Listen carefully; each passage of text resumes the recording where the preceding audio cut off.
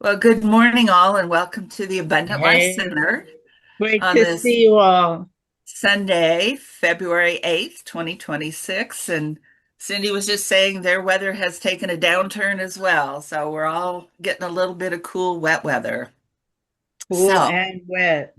so to begin, I'll light the God candle as a representation of one power and presence in the universe. And the name you choose to use is welcome here.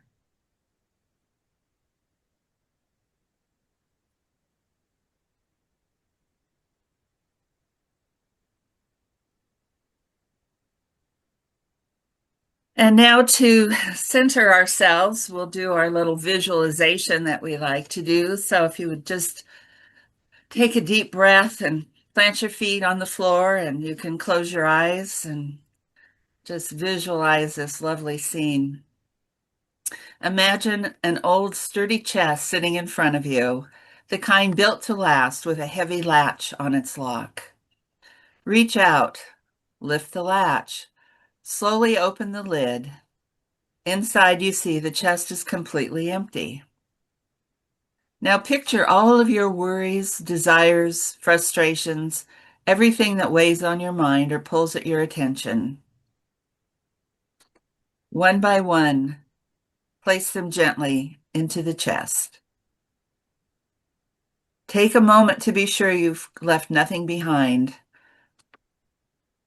When you're ready, close the lid, turn away, leaving the chest behind you. In front of you stretches a breathtaking view, the vast sea from the edge of a high cliff.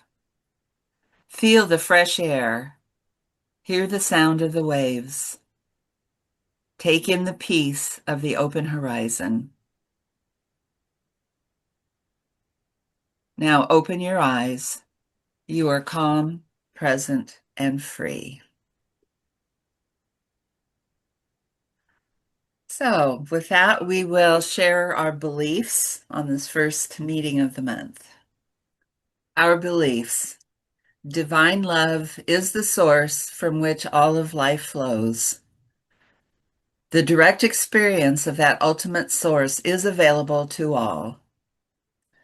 All life is a unique expression of the divine to be revered. We co-create our world with the ultimate source and each other through consciousness. There is truth and wisdom in all spiritual paths. We choose the path of love. And now our opening song is called Unbecoming by Daniel Namod.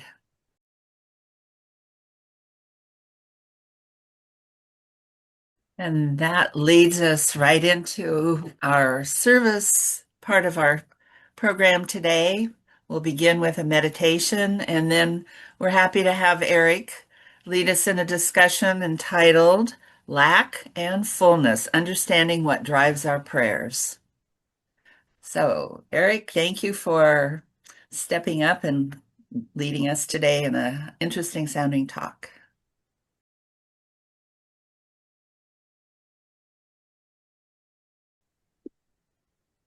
All right. So today we're going to talk about lack and fullness and what drives our prayers. This was actually triggered by a short discussion that we had at our meeting, first meeting in January with Cindy, where she said, "Well, we tried to pray with two or more, and they never gave us anything." So.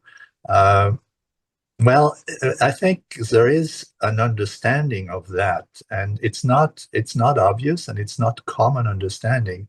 And this is what I want to try to take you through today, and try to get a little bit better understanding. Lack is a big thing because it's everywhere. It's in everything that we see, and unless we can perceive it, it's difficult to get out of it. So, for instance, if your bank account is low and you state, "Well, I don't have enough money in the bank," well, that's a sign of lack, right? If your economy is bad and you say, "Well, I'm not going to buy anything because the economy is bad," well, that's a sign of lack. If you have an old car, an old house, and you really would like to have a new one, well, that's a sign of lack. Okay. Uh, So even in our talk, okay, today we could say, for instance, well, we are in we welcome you in this small diminishing group, or we could say, well, we're really glad that everybody is coming to discuss this topic. So you have these two perspectives that is always present, and it really depends on how you talk about it. Now there's a this goes into prayers too, because prayers will be impacted by our state of our nervous system, and I'll explain that. If we're in a state of lack, prayer from a state of lack, well, unfortunately, never bring you anything. But if you pray from a state of abundance, that's a whole different resonance. So we'll discuss that here. But I want to put a little humor in that with regard to this element of lack. And Stephen Colbert put it actually perfectly in perspective in one of his monologues. So I'm going to play with this short segment of this monologue for you. All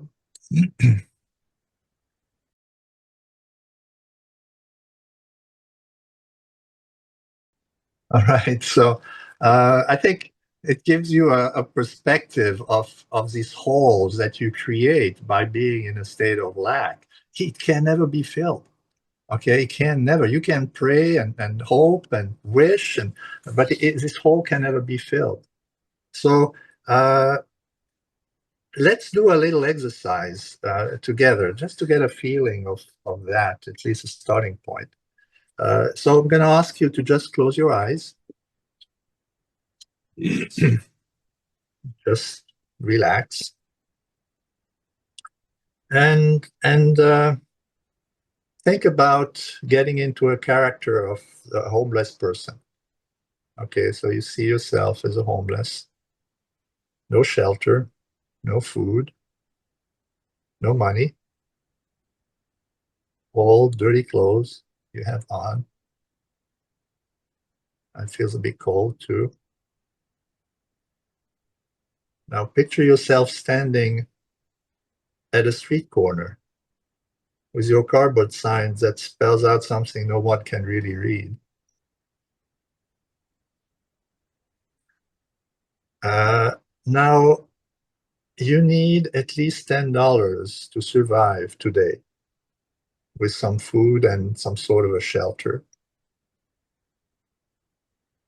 So get into this character with all these aspects and start feeling the dread this person would likely feel. What's going on in your head? Pay attention to your body. What does it feel like?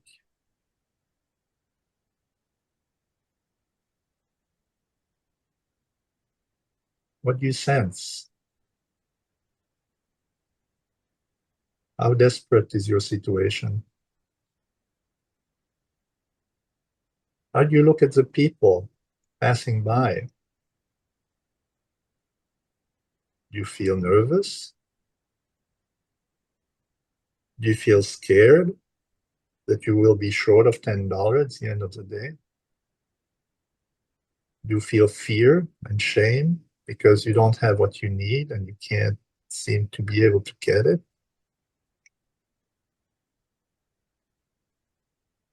Let these feelings sink in.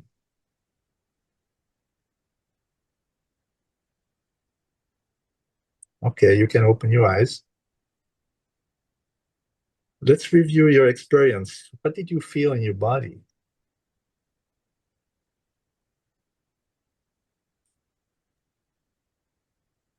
Well, I felt constriction in my heart area.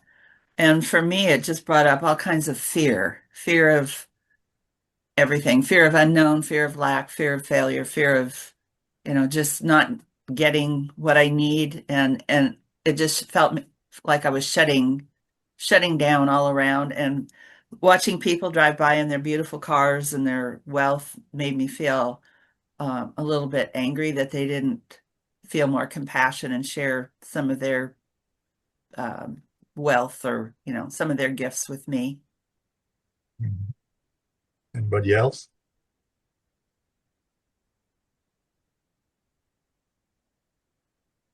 You're muted, Carol. I'm having trouble with my hearing aids and my headphones. Oh, But I read what you were saying. Okay.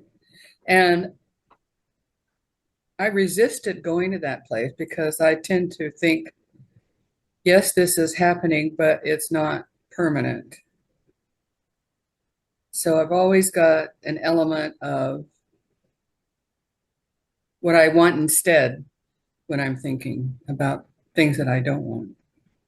mhm. So you have an escape route, essentially, right? If you want to call it an escape, I Yeah. wouldn't, but that's okay. Yeah. Okay. Cindy, do you have anything? My reaction was pretty much like Cheryl's. I felt a lot of anxiety, and I felt a lot of how did I end up here? And it's not going well, and almost like I might as well just go huddle somewhere and freeze to death. It was very oh, and I felt a lot of shame.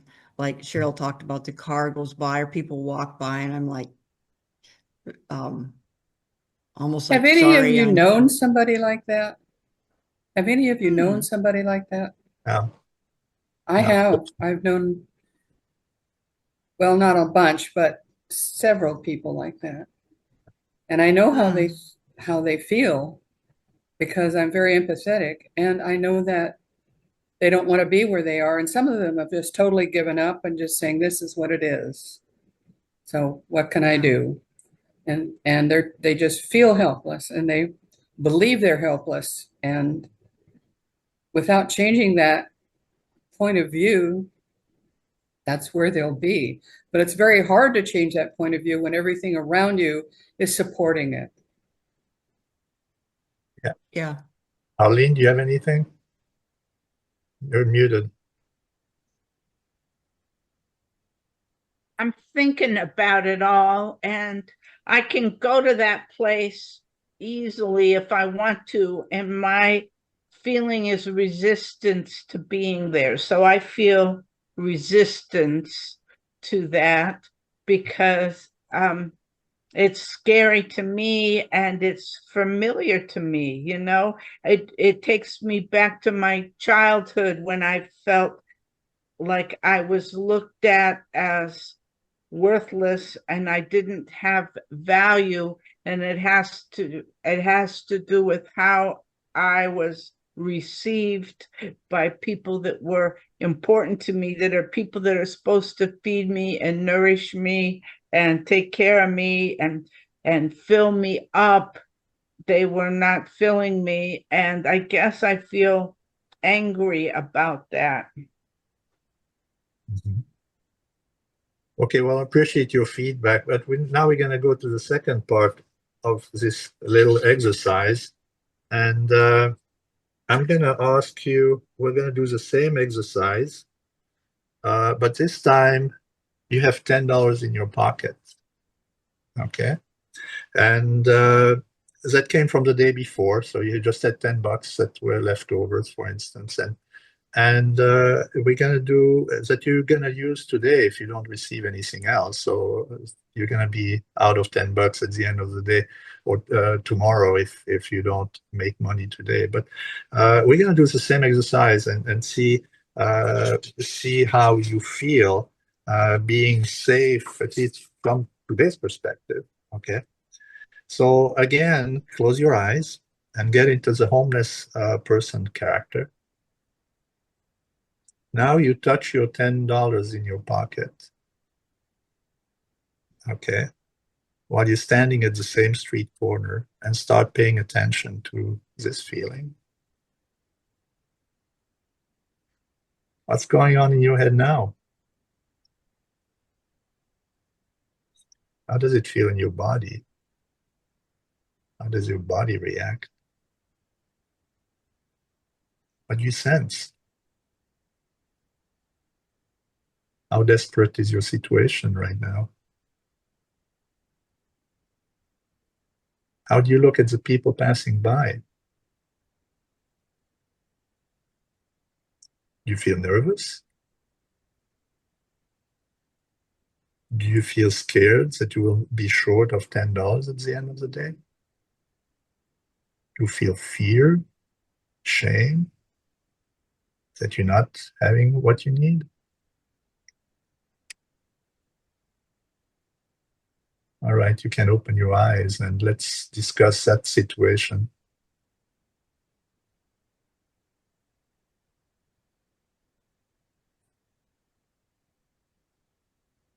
I didn't feel much different.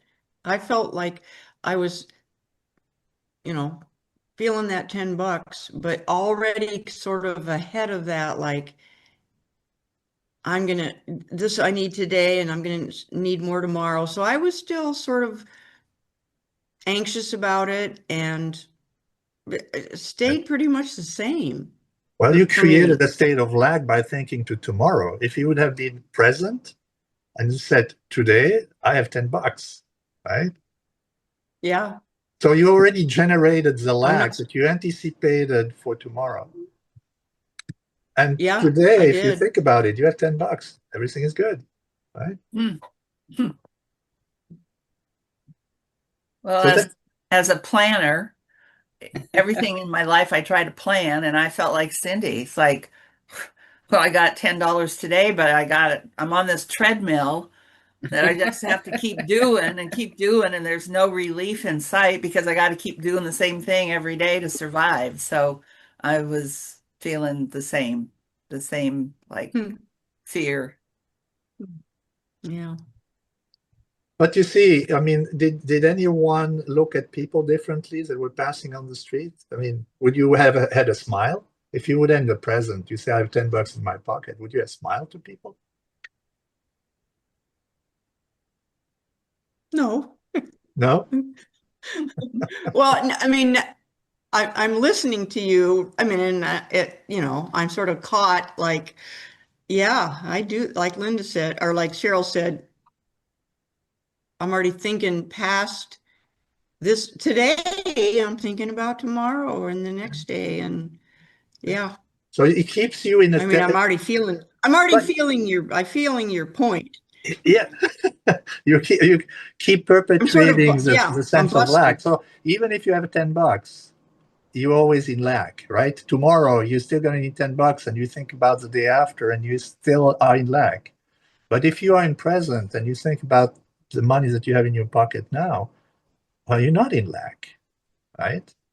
You are in, for intents and purposes, in abundance. I mean, not that $10 is abundance for certain people, but it's where you stand, right? $10 for a homeless may be abundance. $1 million for a, I don't know, a Trump is not abundance. It's peanuts, right? It's pocket change. So it already it depends on where you stand in terms of feeling it, and I think this is a contrast that I wanted to show you, that you create that lack very much dependent on where you stand. And this lack, you have to understand that this lack, you don't control it in your nervous system, because your nervous system immediately is an antenna. It emits outside to others, it also receives signals. Okay, we are all connected with our nervous system, and the mind only catches up to our nervous system. The mind doesn't come before the nervous system. So when you meet, when we talk about the first impression of meeting somebody, well, this is the encounter of two nervous systems. So the homeless that is on a side of the street and being in lack will radiate this lack to other people, and radiating lack is actually repelling. People have, it's taking you down. It's where the ego lives. It's in fear and shame.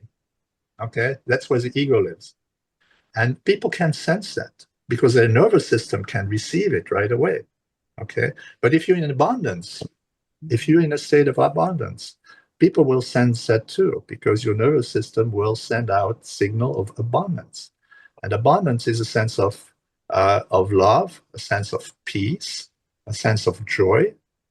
Okay, that's where the abundance is. And if you can emit this signal to others, people will be attracted to you, not repelled, but attracted.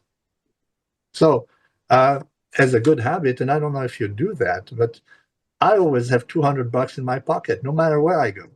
I know I'm never going to be dry. Okay. and I don't touch them. Now, sometimes when I get into a situation where I need them, okay, so great, I have them, no problem. But I never go out in a sense of lack of something. You see what I mean? So it's a mindset. It's something that is so much a part of you that that's the way the world organizes itself around you. It's more than a mindset because, and you'll see in our discussion later, it's a resonance. Okay, you can have a mindset about something, but if you don't embody it, if you don't resonate, your nervous system will not emit this frequency. Oh, mindset to me embodies, yes. Okay. So it's how I unpack that word differently than you. All right. So embodiment is very important because this is what drives the nervous system. So yes, you can think about it and feel it. If you feel it with all your senses, you emit exactly this intention. Okay. So when we pray, it's the same thing. If you are in a state of lack, like the homeless that is in a state of lack and thinks about his $10, well, he can pray for somebody else. Not going to make a whole lot of difference. He's still in a state of lack because he cannot get into the resonance of the prayer of what he is asking because he's busy somewhere else. His nervous system is busy somewhere else. He's not radiating this frequency, this resonance. So you can easily, no, it's work, but you can resonate with the frequency when you are in a state of abundance. Now we'll see a little bit. We'll go a bit deeper in that, and we're going to listen to Psalm 23. Remember, Drac has talked about Psalm 23 a few weeks ago, and here is another interpretation of Psalm 23 from Joel Goldsmith. I don't know if you ever heard about him. Oh, yeah. Cool. Okay, so he's an American spiritual teacher, author, and healer and mystic. And I'm just going to play this very short. The video is longer and has some good examples. So in the link, you're gonna get that. But I'm gonna stop just at the essence of what he's saying. So give me a minute here.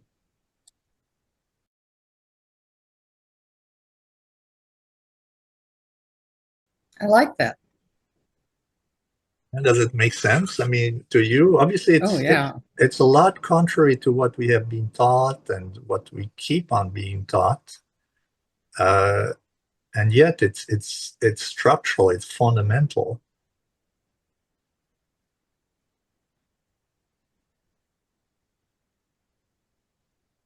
And we hear it in lots of different ways too. The law of attraction says it's all out there, but your vibration is not matching it. That's right. It's really and you know, this is why affirmation don't always work. Now, affirmation are good if again your system resonates with the affirmations, right? If you resonate with it and you get into this attraction when you resonate, then yeah, affirmations are good because it will happen. And also subconscious, at least from my perspective, because I did some myself. Subconscious reprogramming through subliminals, for instance, work as well. Okay, so because you bypass this filter between the conscious mind and the subconscious mind, this filter is not involved when you do it with subliminals.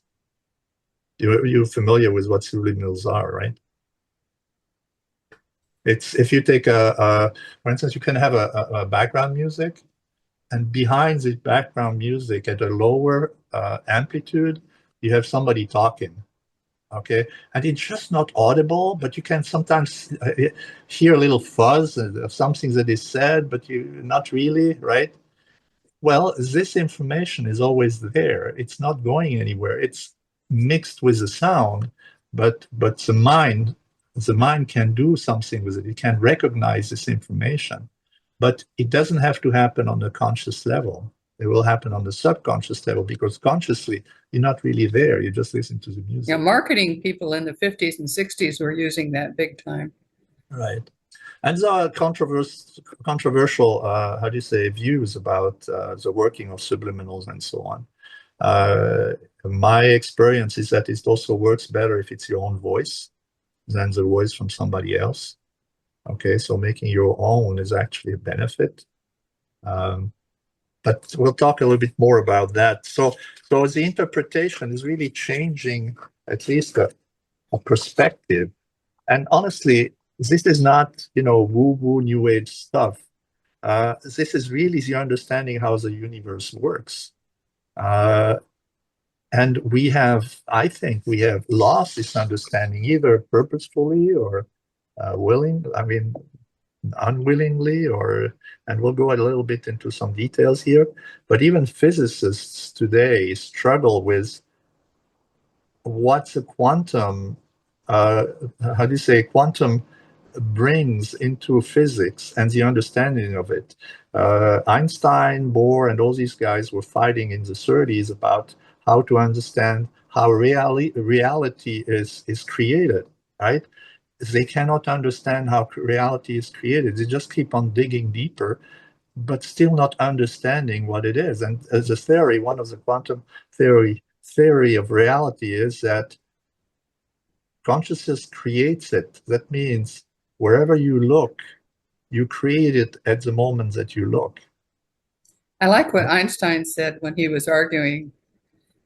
He said, okay, so it's spooky action at a distance. Yeah. When one atom would be going, or molecule would be atom going one way and then another way in a different place, and changing instantly over distance, unimaginable distances of time. Right. They are essentially correlated.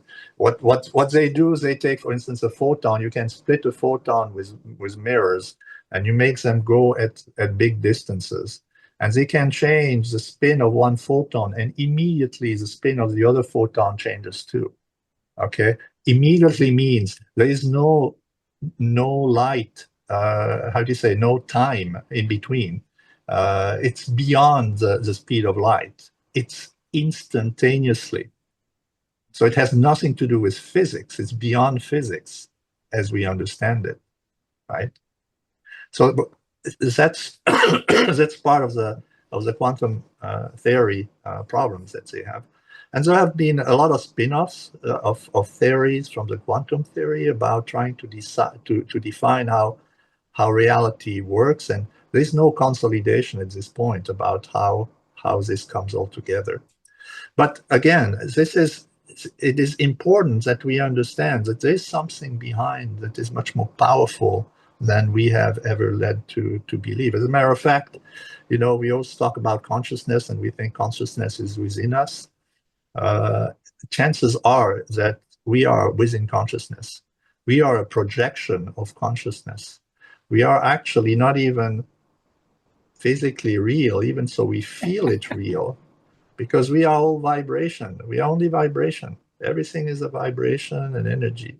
So this can be projected anywhere. We could immediately project Earth somewhere else in the universe if somebody knew how to do that. Yeah, there were experiments done at Stanford a long time ago, and a book was written called Mind Reach. And they had people who could be in a place and envision what another place looks like without ever having been there. Yeah. They do that with remote viewing. That's exactly, yeah. Technique that even the American military has been using. And there are practitioners out there. If you look at on YouTube, you will find remote viewers who show you example of how they proceed, how they do that. So I think personally, very few people understood what Jesus was teaching, let alone practicing. Okay. I think the one who did really took control over that. And this is why we have all these religions, Christian religions in particular, who have controlled the narrative. and kept us in a box, really. And we are not in a box, even so they want us to believe we get kept in a box. It was Plato's cave. like your singer was saying, unlearning. Yeah. Unrealizing it, changing. Plato's cave is an exact example of what we're experiencing. The shadows. We're not turning around because we're worried about the shadows. But anyway, so reality does not work from the mind. The mind is a tool, but it does not. Reality is not created by the mind. Okay, reality is created through the feelings that you have. So if you express a feeling of neediness, of lack, the reality or the universe or spirit will reflect back to you this neediness, this lack. If you have a state of abundance that you radiate, and we know nervous system radiates lack or abundance, then reality will reflect back exactly this image back to you. So you will see reality cannot do anything else but what you believe inside of you. It has to be reflected outside of you. Maybe it takes a little time in terms of changing things. And if you listen to the Goldstein videos through the whole thing, you will understand through the examples a little bit better. It's a practical example. Goldstein is not the only one who has been talking about that. One guy who I respect a lot is Joe Dispenza, who took it really from a science perspective and has results that are demonstrable, that are measured, that show exactly how this all works. And it's the resonance that you have with the systems around you that make whatever you need or want appear. Okay. And it's interesting too, I've read recently that your body already knows a thing, and then your head hears it, and then your mouth says it. So what you're going to say is already known by your body. They have done experiments where, let's say you have two buttons that a human needs to press. They figured out that already 10 seconds before you press a button, they knew which button you were going to press. Okay. But so that's embodiment. Yeah, but this goes into the aspect of free will, and it's not like this, because there is this 10 seconds in which something is happening, right? If you are conscious about, because you can decide 1 second before you press it, I want to take the right one, okay, and there you go. Maybe you had thought that it would, or the system thought that you would press the left one, but you press the right one consciously. So this brings even further forth the importance of your consciousness, right? Are you conscious about things, or are you living unconsciously? You're still living. I mean, it's like driving. You can drive you can drive across the country and not think about anything because your body just does it, and you chat with your friends or whatever. But if you do it consciously, it's different, and you can change and make decisions. Even so, the system may have recognized, based on all your experience, that you were going to press the left button. But in reality, you change your mind and you say, no, I'm going to press the right one. Okay, so this is where your free will plays in this time frame. Otherwise, you leave the free will to your subconscious mind, really. Okay? So it's hard to listen when you've already got an idea what you want.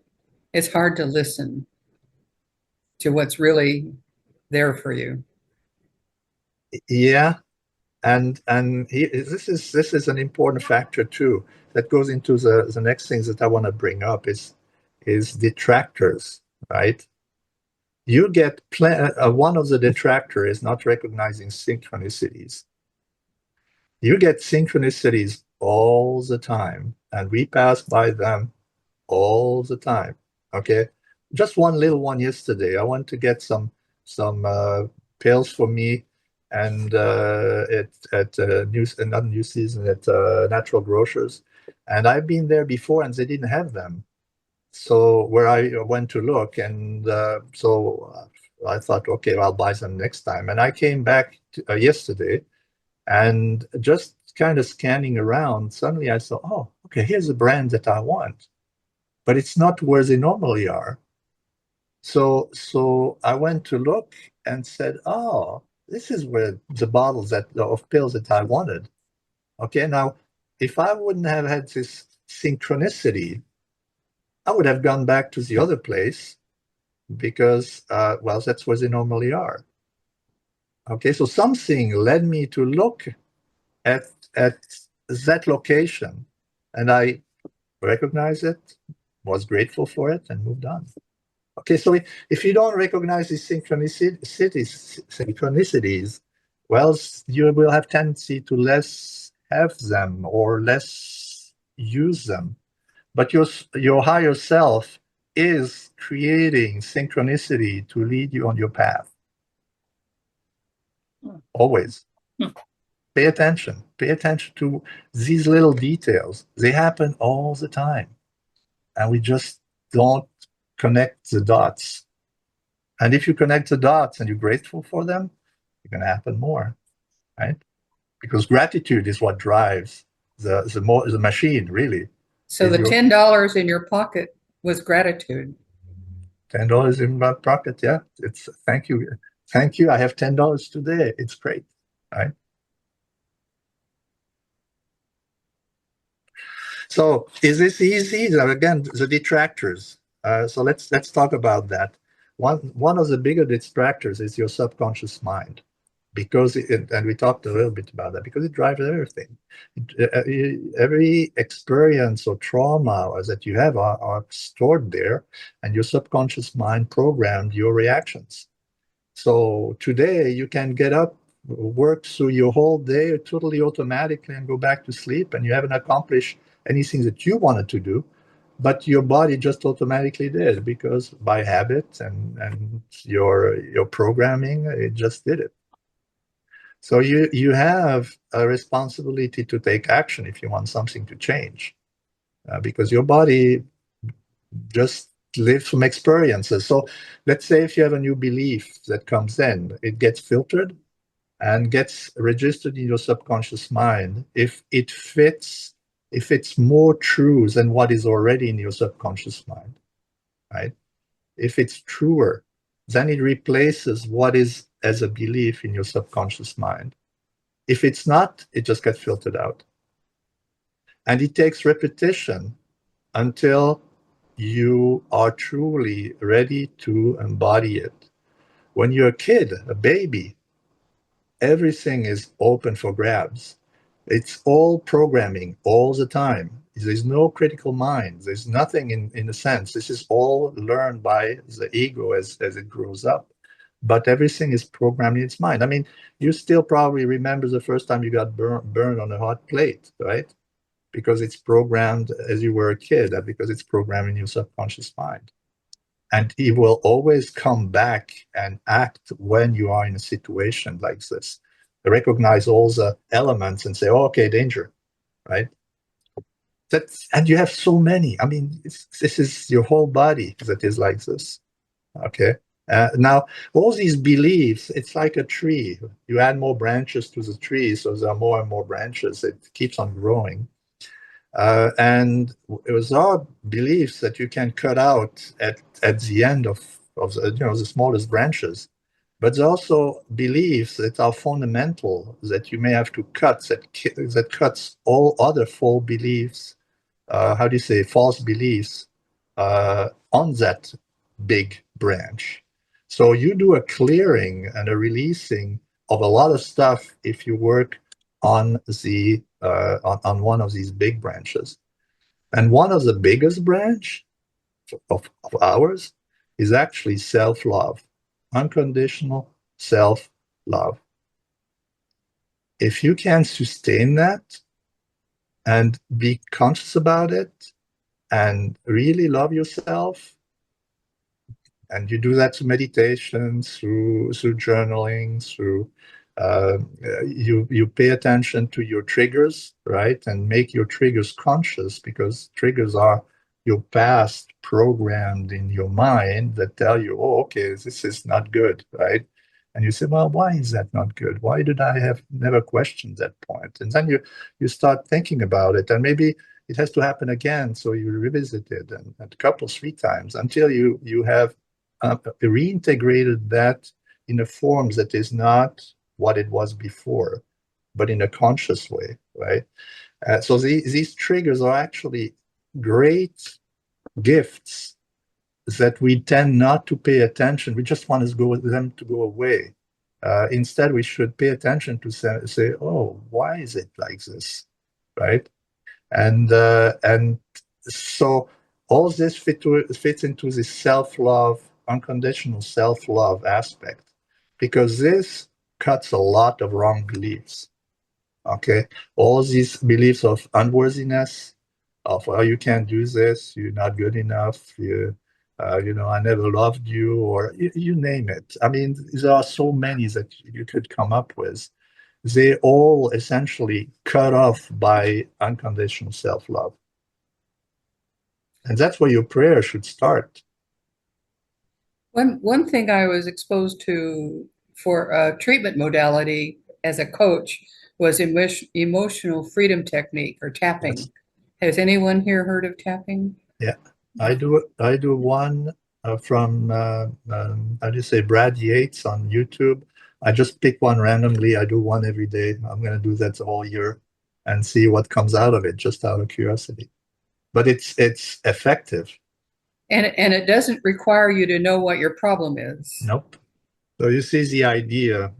You go through these meridian tapping, like you said, and it triggers. Well, it triggers some things that allows you also to bypass this filter between your conscious and subconscious mind. And you will notice that it says positive things about the topic and negative things about the topic. It typically kind of tries to delete instead of reinforcing, making everything kind of neutral, and at the end confirming what you really want. You see, so that you eliminate false beliefs, but you put new beliefs in it too, okay, by doing that. And usually this tapping takes, I don't know, 5 to 8 to 10 minutes. And he just uses words and just keeps going in this direction. It's pretty powerful. There is a website on EFT that explains the techniques, and that essentially shows you results or testimony of results for the technique. It's an international website. Okay, so it's a powerful tool, and it deals with this conscious and subconscious aspect of you, of things that are stuck in you that sometimes they're very difficult to get rid of. But truly, I believe that working on unconditional self-love is extremely powerful. And there's also EFT for that. Brad Yates has also EFT for that topic. He's got about 500 or 600 of these tapping videos.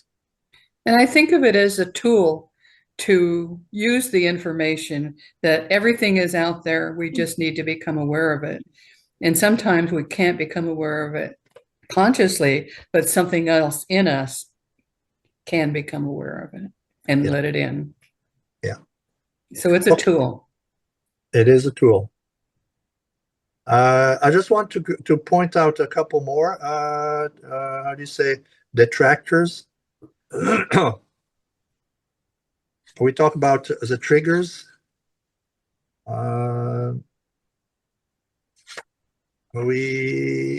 Lack of trust and faith, right? Well, if you don't believe that it's going to work, it's not going to work. If you believe that it's going to work, it's going to work. And there's no wavering on that. You cannot say, kind of, yeah, but it's not always. And you have to be fully committed to it. It's not something that you can believe one day and believe different on another. Because realize that every word that you speak is actually a command. Okay, and when we speak an intention, if we are, how do you say, wishy-washy about it, well, guess what? What we resonate with, or what we put out as a resonance, is very chaotic. And there's nothing that is going to come back because there is nothing to work from. So working, aligning yourself with your intention and working from that intention repeatedly, okay, will bring you result because your resonance will happen. It said in studies shows that you need 21 days until you make something of a habit, something being a habit. And you need to repeat the statement 6 times until you really believe it. So when I meditate, Eric, and it has to be stated in the positive. it has to be stated in the positive. It has to be stated in the now. Okay, not in the future. I would like that in the future or whatever. It's never going to happen because the future is always the future, right? It's always the future. Yeah, it's like a free beer tomorrow, right? You know that sign hanging in the bars, free beer tomorrow. Well, you get there tomorrow, you don't get free beer because it's tomorrow. So you never get there. So you need to be consistent. The most powerful way of achieving your this resonance, this coherence, is to write down your intention and to be very deliberate and conscious about what you write down. Okay. I how do you say, wordsmith my intention to nth degree. I use them, and then when I meditate, suddenly something else shows up and says, oh, you need to refine that a little bit and refine that a little bit, or change that word to another word. And the reason why I'm doing that is because in your head, and there are also guys who did study that, but in your head, you have a whole structure that deals with your grammatics, with the grammatic and the vocabulary that is used and the interpretation of words, okay, and how they resonate. Of the culture you grew up in. That's true too, yeah. So the interpretation is happening in your mind, the translation into vibration is happening in your body, I should say. But understanding that you need to be precise because the universe is precise. It's not just by chance. It's very precise. The fact that you experience it in a chaotic fashion is because you express yourself to the universe in a chaotic fashion. It's a mirror. What you put out is coming back. That's what your life is. Okay? That's important to understand. Another distractor is if you continuously live in a low vibration energy, you have attachments that come to that. We could make a whole discussion about it, but they are energetic attachments that influence your actions, and you're not even aware of it. Okay, I've been working on some people by dowsing, by intention, to remove attachment, but I had to do it in one case over a year plus, because every day the person picked up more negative attachment until all these stayed away and the vibration of that person increased to the level where negative attachment could not attach anymore.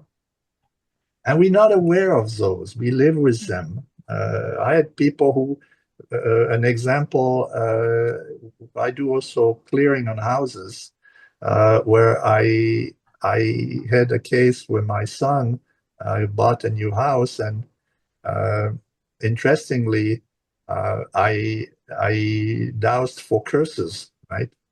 And I didn't know who was living in there before. And I said, look, this is interesting. I had so many curses that I had to clear. What's going on? And he said, yeah, the person in there was an accountant. Okay. Well, guess what? If you go to this accounting and a firm and they give you the bad news, you're not going to blame yourself. You're going to blame the accountant, right? Because he gave you the bad news.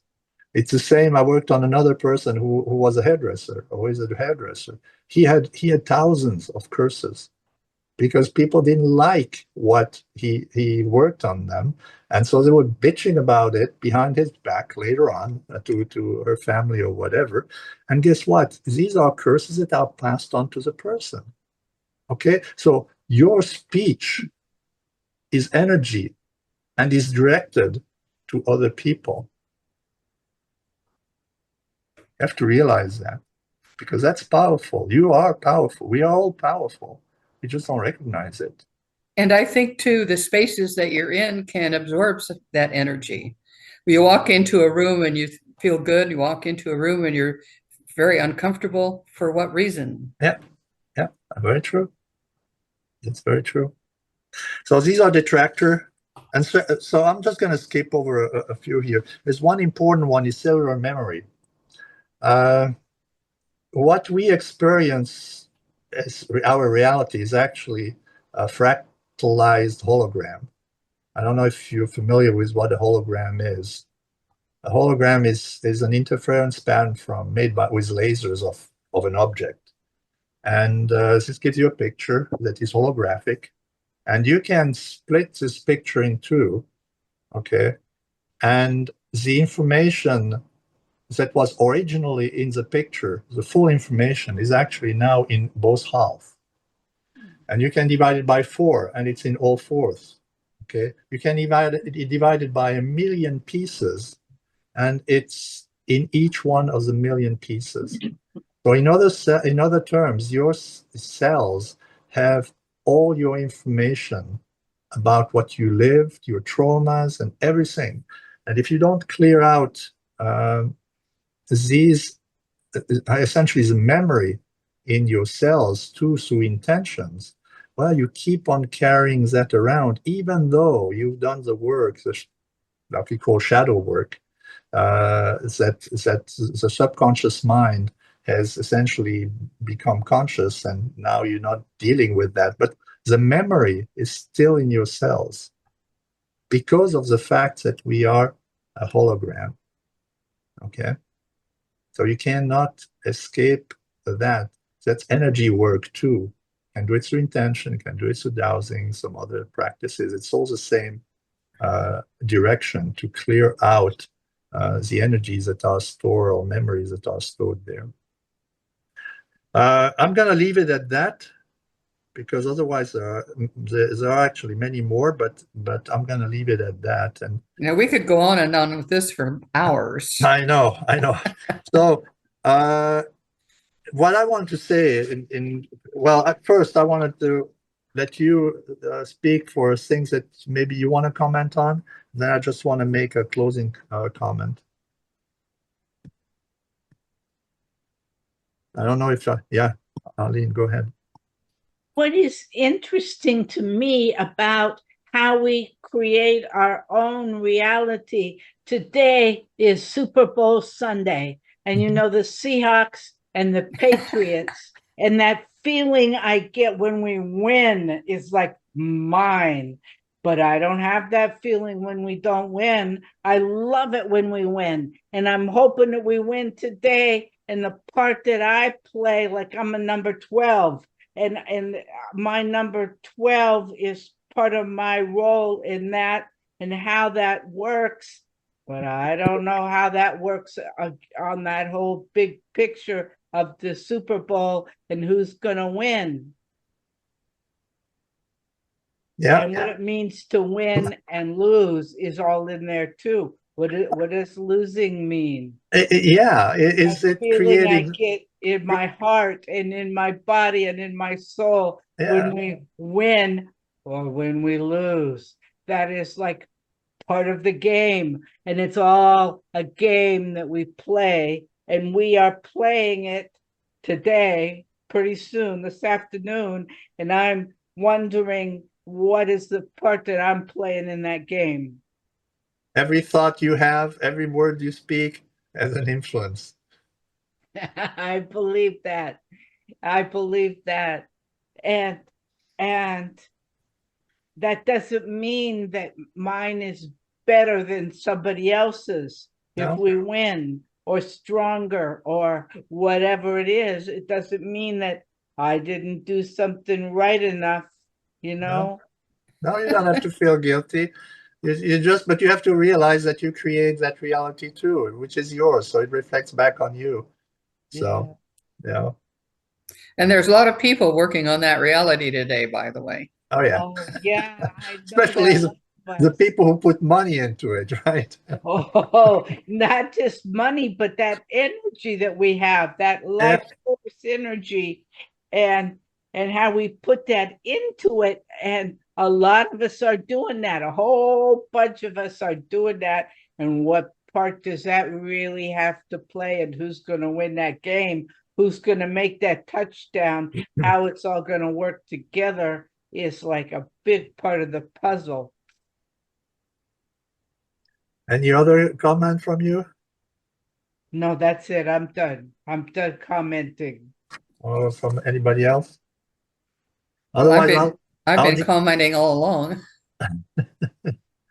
so let me just close with regard to that topic of lack and fullness. I think important aspects are living in the present. If you live in the present, and you saw that in the little exercise before, it's very important because in reality, that's all what you have to change.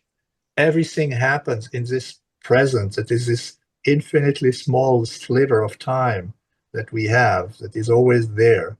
There's no past, no future, only present. That's where you can act on anything. And being in the present is fundamental to be able to create things, or to resonate, or to achieve your prayer if you want. Pay attention to everything that is around you. The things you bought, flowers, plants, pay attention to them. Sometimes it's like a meditation. If you have nothing to do, just spend some time observing them, and then move on. But they're all part of what you or who you are, and you can change that. Your environment is very important in terms of who you are. So you can change that and not just accept the way it is. Just look at it and see the values that it brings to you or not, and get rid of it if it doesn't. Take actions. Like when you take action, like washing dishes, folding clothes, mowing the lawn, doesn't matter. All this time can be meditation. Just being there, not bitching about the dishes or about the neighbor or about one thing or another in this time where you do that automatically, but just focusing on washing the dishes and letting it just flow and being in this present, right? You create during this time. Love yourself deeply and unconditionally. EFT is a great tool for that because it goes through all aspects of you, and just do it. You can do it through prayer, journaling, meditation, walk in nature. Surround yourself with positive people, positive thoughts, positive music, positive light, good food. Okay, they all fit into this abundance that is all around us all the time. We just need to adopt it, really. It's easier to let the inner critique, the inside talks that we always have that comes typically from our ego, take over. It's very easy. This is this continuous flow of words that the ego has. But if we put ourselves into, if we base ourselves into a positive environment and not get so much influenced by that, then your life will change. It doesn't mean doing all that the world will change directly on you. It takes some time, at least in your time frame. I mean, in your environment, but also in the bigger environment, you may not have control over that. Okay, but you don't have to pay attention to it either. Is where you put your attention. Is that where your energy goes? Right? You have energy. That's where you put attention. That's where you put your focus. So that's my last word about this lack and fullness, and I hope I was able to reflect on you how important that is in one's life. At least it was important in mine, or still is. I'm still working on it because it's not an easy thing. It's not.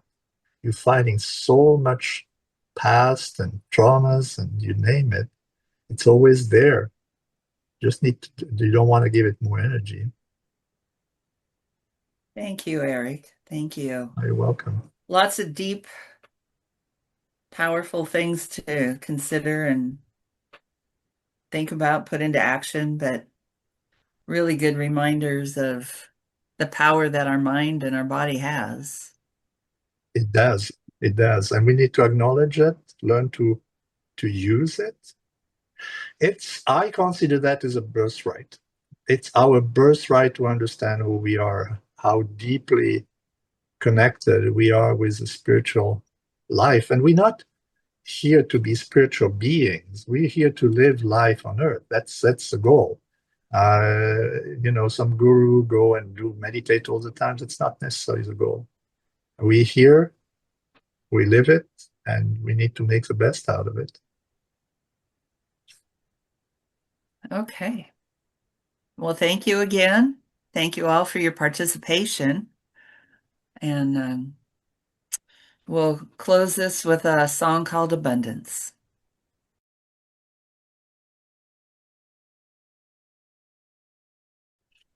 Thank you. And with that, let's greet each other with namaste.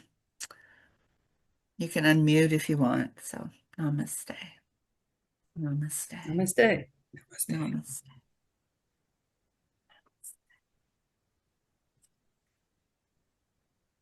That song, those words could be a meditation in itself without any music. It's a powerful song. Yeah, it kind of summarized everything that I talked about. Right. Very simple, but very difficult. So, True. just a reminder that we are an independent spiritual community completely supported by God's gifts and your love. And if you choose to make a contribution to our community, we have a new mailing address, which we send out reminders. And we also have an online donation site on our website. So thank you all for your support in every way.